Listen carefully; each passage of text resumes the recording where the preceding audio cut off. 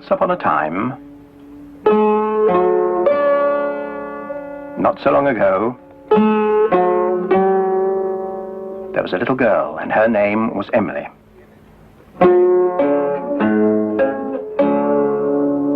And she had a shop.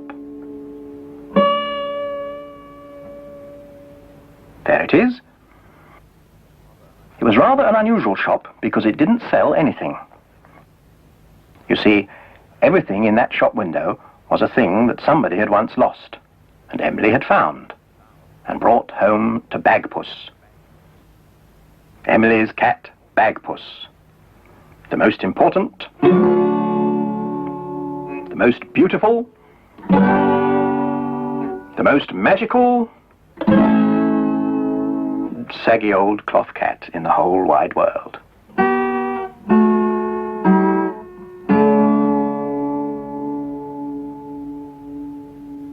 Well now, one day Emily found a thing. And she brought it back to the shop and put it down in front of Bagpuss, who was in the shop window, fast asleep as usual. But then Emily said some magic words. Bagpuss, dear Bagpuss, old fat furry catpuss, wake up and look at this thing that I bring. Wake up, be bright, be golden and light. Bagpuss, oh hear what I sing.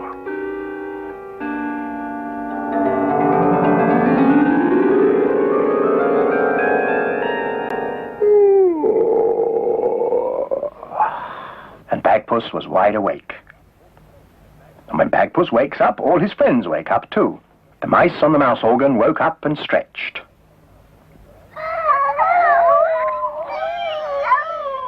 Madeleine, the rag doll. Gabriel, the toad. Oh, look, look. And last of all, Professor Yeffel, who was a very distinguished old woodpecker. He climbed down off his bookend and went to see what it was that Emily had brought.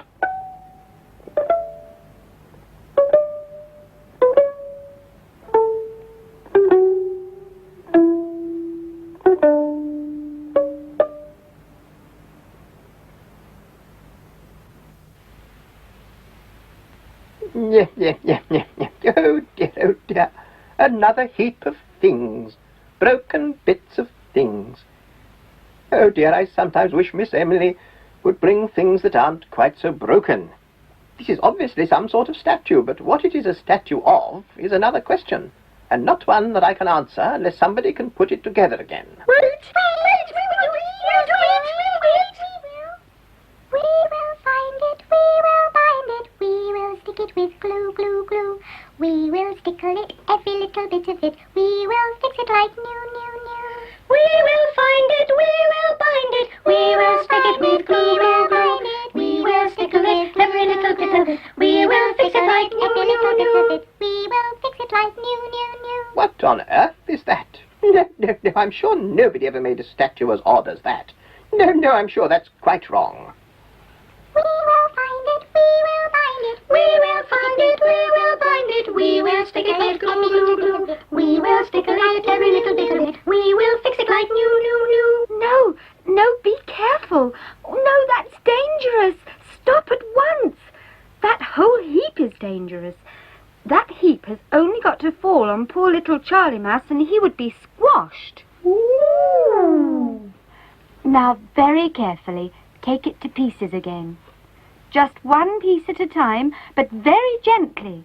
Ooh, gently. Ooh, carefully. Here's a big piece, look. Look out, That will do. That is quite enough banging and smashing and playing about. Bagpuss, there's only one way to put those pieces together. You must tell one of your magic stories to see if that will mend it. Oh, well, I could, I suppose. Oh, yes, I don't know what it is, do I? I do. I know what it is. Do you, little Charlie Mouse? Well, you tell me what it is. It's a giant. A giant giant. A big, big, big giant giant. Think for us, Bagpuss. Think for us, Bagpuss, please.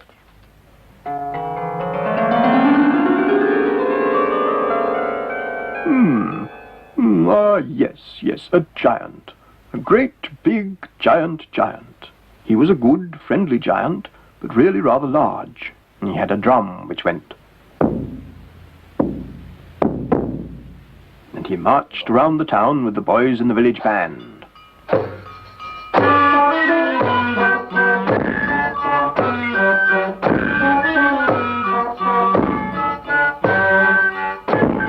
They made a marvelous loud noise. The loudest noise of all was the giant's drum. It drove the mayor and corporation out of the village hall, and they hid their heads in a haystack. The only grown-up who liked the noise of the band was Mrs. Smithers Rowbottom, but then she was a magician in her spare time. All the other grown-ups hated the noise of the band, and the one who hated it most of all was the model maker. He had just made a large figure of a drummer. He set it on the shelf in front of his shop as the band came down the hill.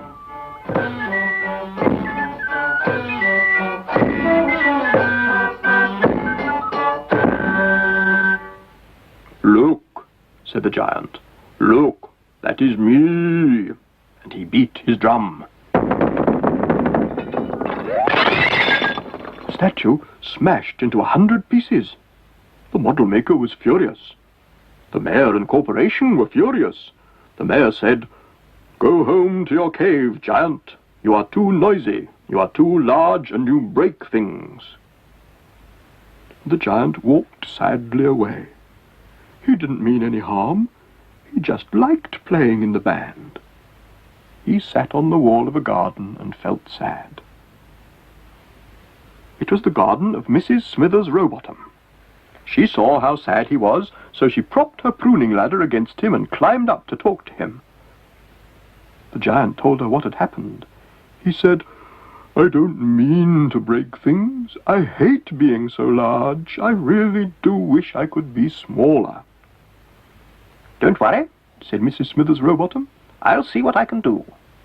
And she trotted to the scene of the accident where everybody was still standing and arguing. She bought the pieces of broken statue from the model maker for a silver penny. "Right," she said. "Come on, children, we must fit the pieces together." And she sat down with the children, and using the magic glue at the end of her umbrella, they fitted the pieces of broken statue together so beautifully you would never have known it had ever been broken. In fact, it looked so perfect you would have thought it was alive. Mrs. Smithers Rowbottom pointed her umbrella at it. "Giant," she said, "will that do?" The statue beat its drum. "Magic!" shouted the children. "Of course," said Mrs. Smithers Rowbottom. "I am a magician." "It's our giant," shouted the children. And led by the smallest giant in the world, they paraded round and round the town, making a terrible, triumphant, lovely noise.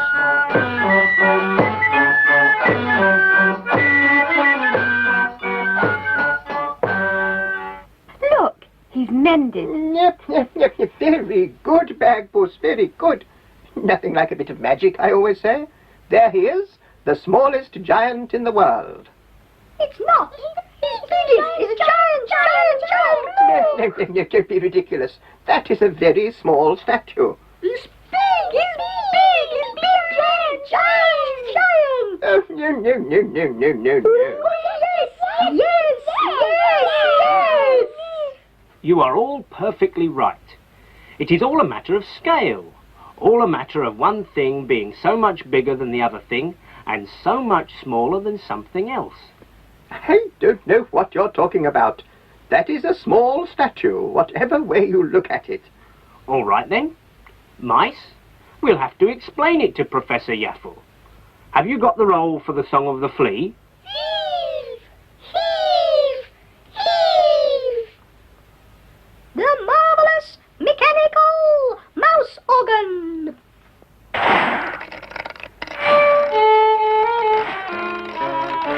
There once was a flea, and a very fine flea. I'm tall and strong and grand, said he. And so you can see, if you just look at me, I'm the biggest and the fattest in the land, that's me. Then up came a mouse looking larger than a house, and he said, "Who is this chap I see? I believe it's a flea, a tiny little flea, the smallest little creature in the land, that's he." Now a mouse is tall and stronger than you all, the biggest and the strongest in the whole front hall. But standing by the wall at the end of the hall was a boot so tall that they couldn't see it all. And in this boot was the leg and the foot of a very small boy in a long-legged suit. But the mouse couldn't see, and neither could the flea. They decided that it had to be a very tall tree. But the boy kneeled down, put his face near the ground, and said, "What is this beast I see? That is a little mouse, the smallest in the house, and standing right beside him is a microscopic flea." Then the mouse shouted high, "You are blocking out the sky. A giant boy like you just can't be true." But the boy said, "Don't be silly, my name is Little Billy. I am a little boy who's just been to the zoo."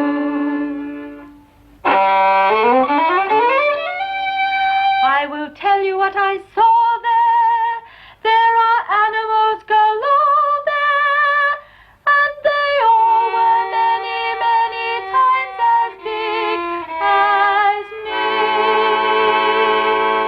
There I saw a woolly bison and a spiky-nosed rhinoceros, a double humpy camel and a heavy hippopotamus, a snuffly giraffe wearing half a mile of scarf, 'cause his poor old neck is taller than a tree. And the largest and the last was the elephant. It's vast, yes, of all the creatures there, and that includes the grizzly bear. The smallest of them all is the one you're calling tall. Yes, the smallest of them all was little me.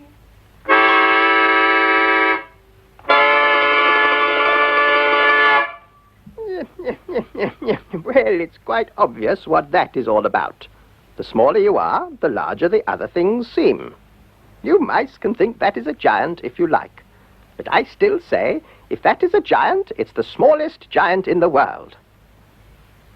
Well, anyway, there it was in the shop window. So that if anybody who had lost a very small giant should happen to come past, they would see it there and come into the shop to collect it. And so their work was done.